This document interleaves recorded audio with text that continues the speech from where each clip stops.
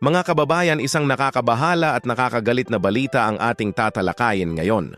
Naaalala pa ba ninyo ang babala ni dating Pangulong Duterte tungkol sa DPWH? Tama nga ang kanyang sinabi. Isa ito sa pinakabulok na ahensya ng ating pamahalaan. 5 fraud audit reports mula sa COA at DPWH ang nagpapatunay na bilyon-bilyong piso ng ating buwis ay sadyang kinukurakot. Hindi ito simpleng kwento lang. Ito ay katotohanan na direktang nakakaapekto sa bawat Pilipino. Ngayon, nasa kamay na ng ombudsman ang kasong ito. Pero hindi dapat tayo makontento sa simpleng investigasyon lang.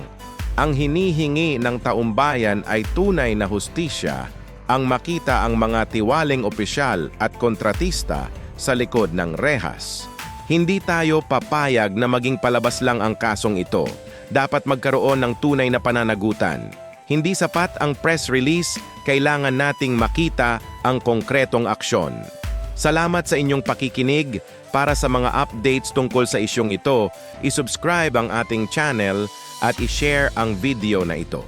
Magkaisa tayo para sa malinis na pamamahala.